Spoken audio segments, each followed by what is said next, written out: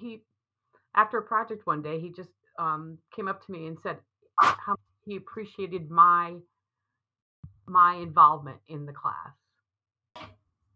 So it was a great twist, and I never forgot it. It's like how interesting, like an adult told a child how much he appreciated, their attention in his class.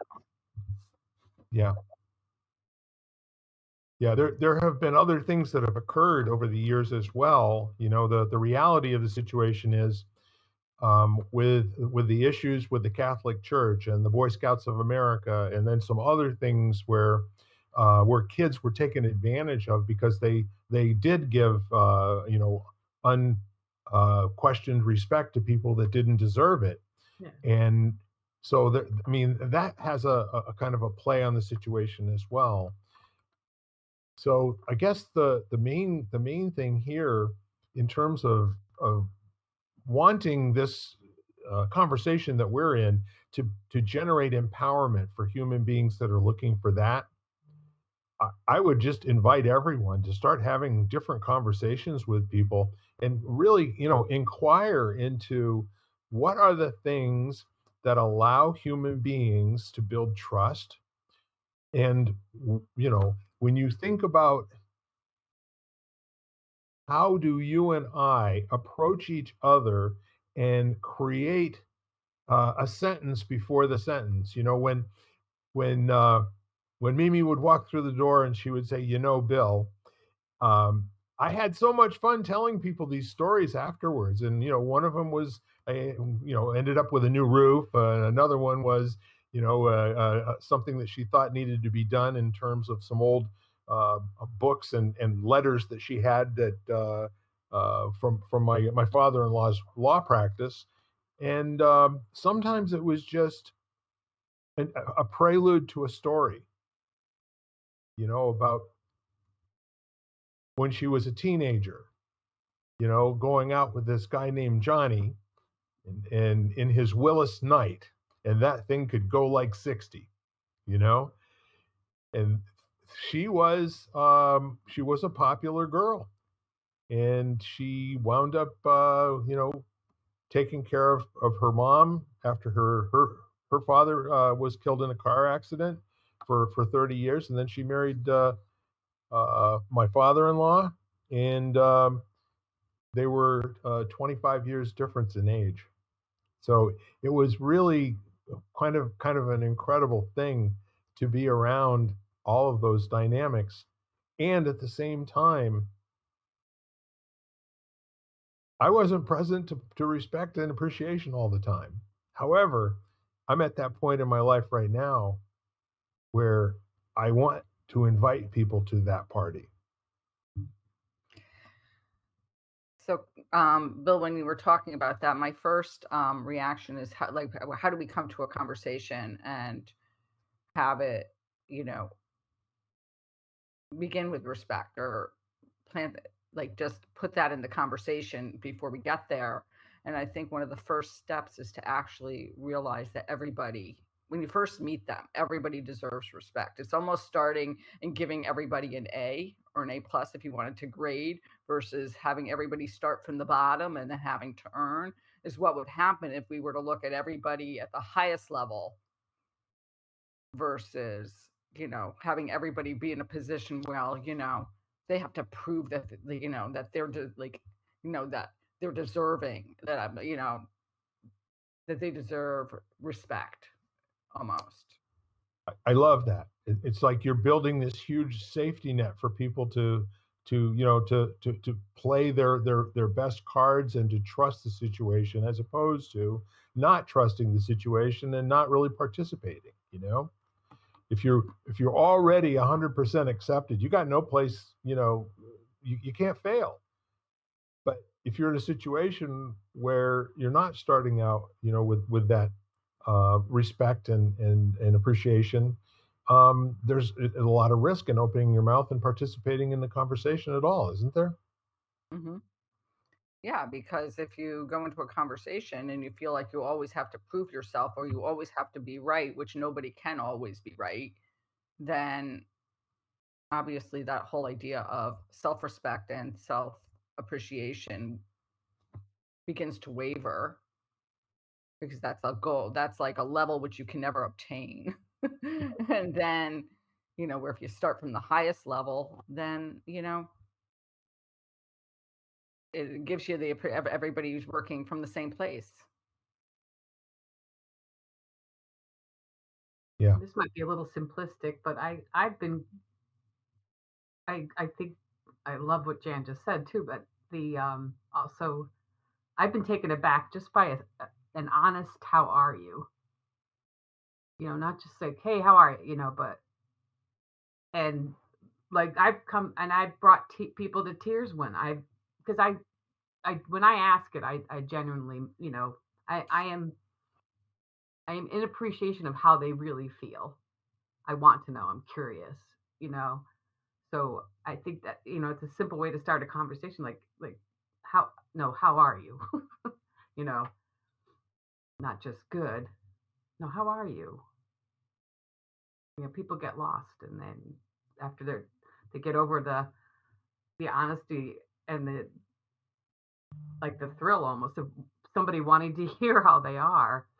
It's an interesting conversation that follows. That's a powerful thing because you're basically what you're doing is you're demonstrating that you're present.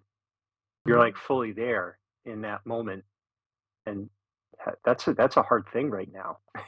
There's Right? so many distractions, and we're so used to everyone around us not being fully present, and we're challenged with being fully present for ourselves. So yeah, so that's kind of a cool, almost like a lifeline. It's like, wow, there's someone that's actually seeing me and actually listening to me right now. And it just like probably almost shocks them into being present in a way that just, I mean, how often are you in the middle of talking to someone and all of a sudden you realize they're like just not there, you know? And you're like, oh, never mind, I'll just stop. Uh, So, yeah. Yeah, Ken, based on that, I was going to go back to what you originally said, and that's self respect and self appreciation. And so, how often do we actually ask ourselves, like, how am I? Like, how Mm. do I feel? Whenever, like, I remember having a conversation with someone, and she said the word she hates is when people just say fine. Because she said most of the time they're not fine. It's like, how are you? Fine. Well, it's kind of like, to me, it's like, as I sit down, whatever, when I meditate or whatever, it's like really like, okay, well, how am I? And I think that, you know, that's, going to both what you said in the beginning, what Lisa just said, as opposed to being with other people and asking how they are. And your whole beginning part about self appreciation and self respect.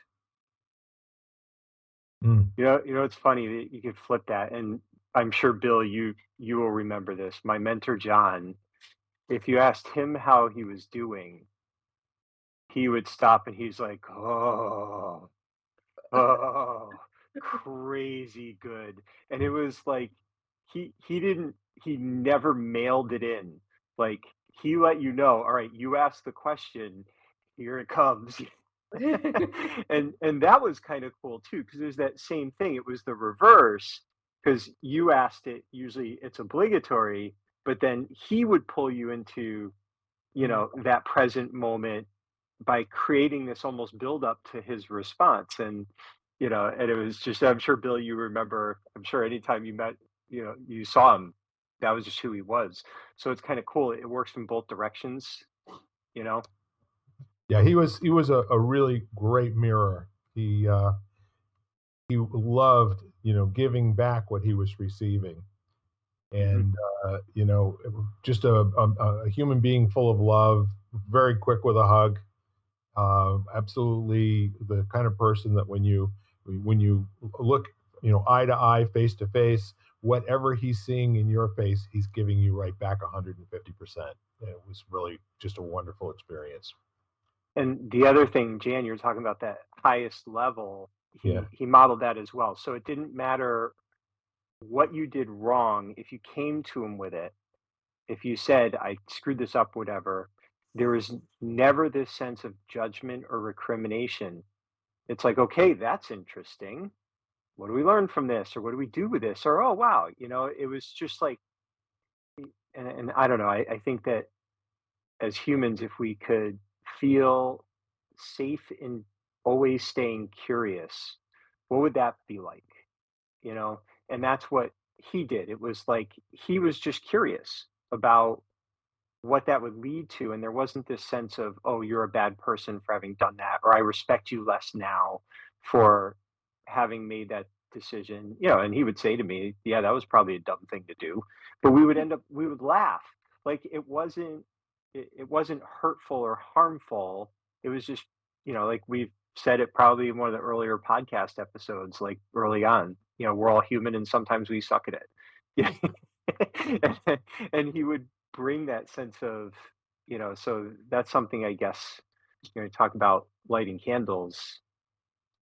It lit a lot of candles. Going back to Lisa's comment, the authenticity in the words, the authenticity is so much more important than the words. And it's like I got into a kick while I was sick with COVID, watching a bunch of old science fiction movies, including um, Brave New World and 1984. And in a Brave New World, the alphas always talk to the underlings when they would say the following: "Hello, how are you? I am fine too. Thanks for asking." That was the salutation. "Hello, how are you? I am fine. Thanks for asking."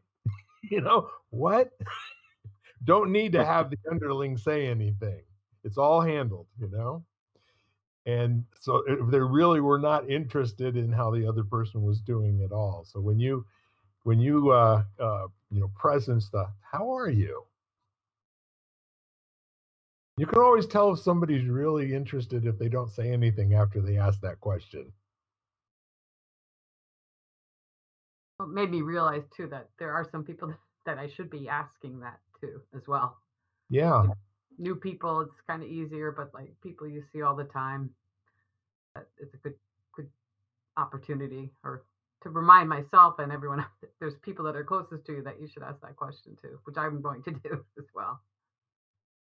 Well, I was in a landmark course called Partnership, and for one whole weekend, instead of asking people, "how are you?" you'd ask them, "how am I?" And then they would tell you how you are. That's fun. Mm. And it was just kind of a neat little exercise in getting out of your own head and really having to pay attention to the human being that's in front of you.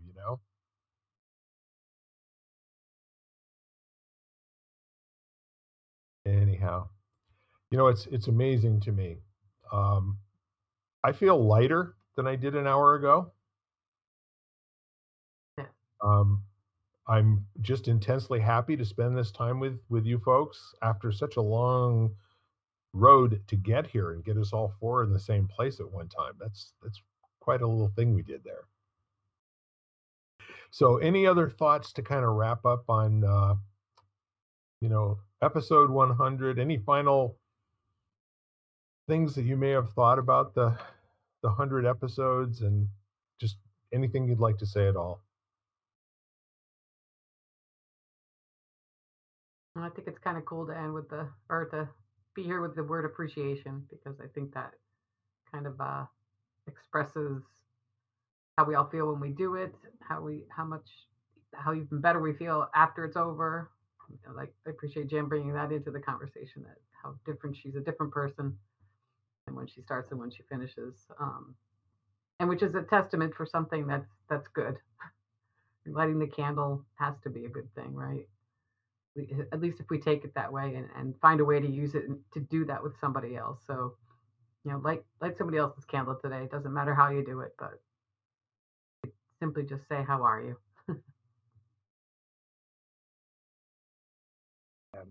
My mentor would say, won't it be interesting to see how it shows up today?